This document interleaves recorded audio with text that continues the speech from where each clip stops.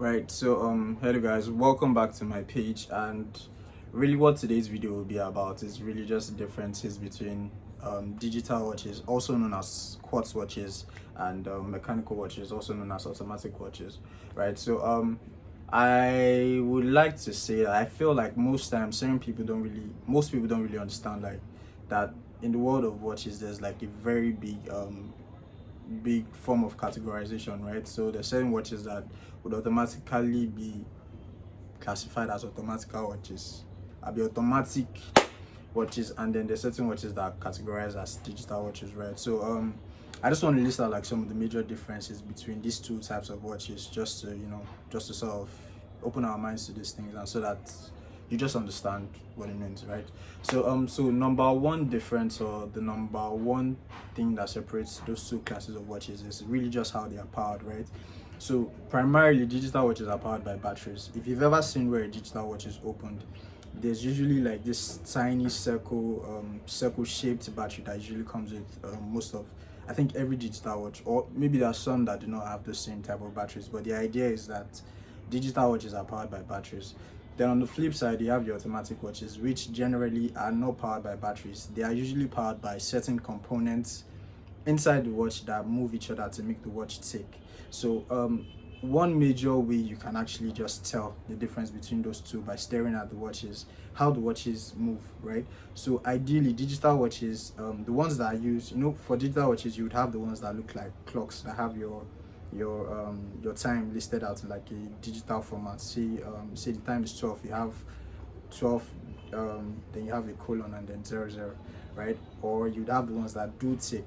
So you can actually tell the difference by how the watches tick, right? Ideally digital watches they don't sweep, they tick, like they move in seconds. They move 1 2 3 4 5 6, right? And then on the flip side, automatic watches generally sweep, like they don't tick in that way. They have like sort of a smoother movement when they tick.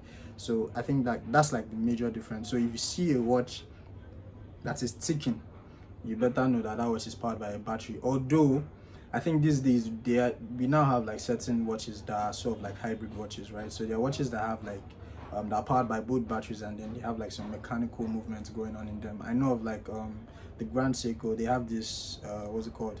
It's called the spring drive movement. So it uses both a battery, and then it has like some mechanical components inside the watch that make the watch move in. It's a very interesting movement. So that's number one. And then number two is really just the amount of watch that goes into producing these watches. Ideally digital watches, for the most part, are usually mass produced watches, because there's really not so much complications going on in the watch. It's really just the battery that powers the other components of the watch, and then makes the hands of the watches to tick. But then for automatic watches, you would notice that for the most part, automatic watches, not all of them actually, but most automatic watches, especially the highly complicated ones, do take a lot of time to produce, right? You have certain watchmakers that spend years of their lives just to understand how to put some of these timepieces together. And actually that kind of relates to the pricing of those watches. Ideally you'd have digital watches being way cheaper than automatic watches. For example, I think one of the most popular digital watch brands is Casio, or you can look at the G-Shock line, the G-Shock line on that Casio. Generally, Casios or G-Shocks are most likely going to be cheaper than the Rolex. Rolexes are like, let's say, the prime example of what an automatic watch is. So just to understand that, so one is generally easier to produce than the other one.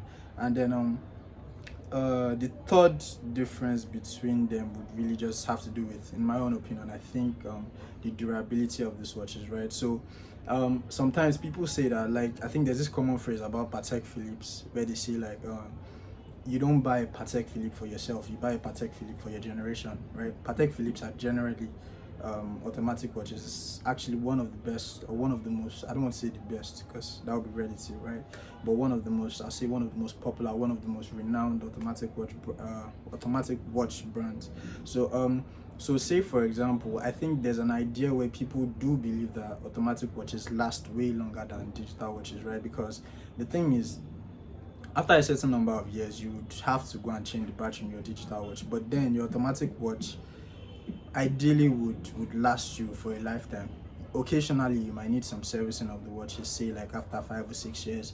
If it's a Rolex, you might have to take it back to the Rolex, what's it called, the Rolex boutique, or if there's like any certified Rolex craftsman or repairer that you can take your watch to, just so they can look at your watch and service it for you. But ideally, automatic watches would generally last longer than digital watches. I think there are some automatic watches that were used in, like, I think World War One or two, that were found, and then, you know, it's just a matter of trying to maintain service those watches, and most times they do come back to life.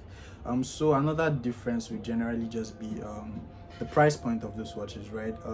So ideally, automatic watches are way more expensive than digital watches. Like I explained before, you know, a G-Shock is G-Shock is nowhere priced close to what the Rolex is priced, you know.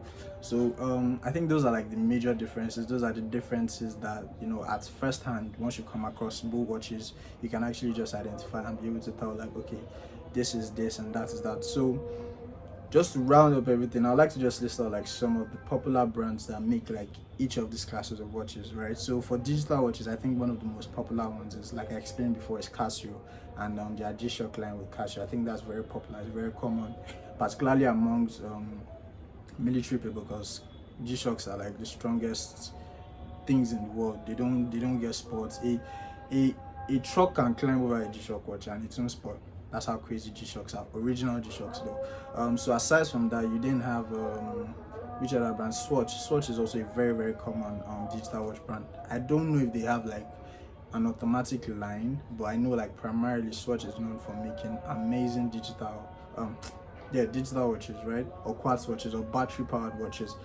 So which other brands? I know there's like Citizen, there's Diesel, and mostly I feel like some designer brands that go into watches mostly go for quartz type watches. Like most of the watches you see from like Gucci, I know of Emporio Armani, and some of these other brands are most likely, Michael Kors as well, are most likely watches that are powered by batteries. They are mostly digital watches, right? But then on the flip side, you have your automatic watches. That's where you find your Rolexes, your Audemars Piguet, your Patek Philippe, your Vacheron Constantin, your Seikos. But although Seiko is kind of like this, because Seiko does have a lot of digital watches too, but then Seiko is also very popular for automatic watches, particularly the Grand Seiko line.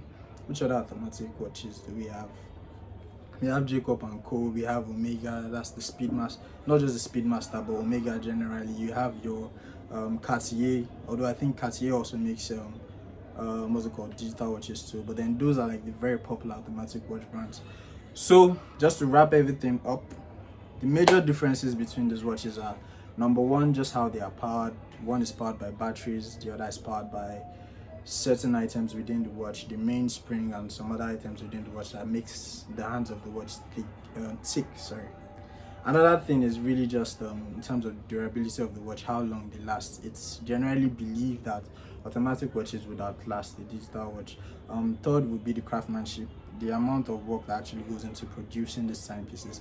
Digital watches are mostly mass produced in terms of, you know, just for the fact that not much goes into producing them, and then automatic watches on the other hand are usually more detailed and more in-depth, and the people that produce those watches actually take a lot more time to produce them. And I think finally will be the price. So there's a significant price difference between the pricing on automatic watches and the pricing on digital watches. So from this, I hope I was able to, or I've been able to sort of, you know, just explain like some of the primary differences between these ones and those ones. And so when you want to get your next watch, be guided. I've explained it to you. Oh, I think I can actually show some examples of some of my watches just to explain. Right? Okay. So I have my Seiko here. This is my Seiko SNK 809, and this is actually an automatic watch. So interestingly, the beauty of this watch is that it has a see-through case back. What that means is you can actually see like what goes on inside the watch. So let me see if I can put this close to the camera. If you check well, you might notice that you see like there's some things inside the watch that make that are moving inside the watch. So this is an example of what an automatic watch looks like. And then for a digital watch, I have my G-Shock that has suffered with me and gone through heaven and hell with me. So this is a primary example of what a digital watch is. So I think from this I've been able to explain some of these things. I hope you follow my page. I hope you like my content. I'll be posting more stuff, you know. I'll be posting more stuff, so just check me out, follow me, and I hope you like it. Thanks.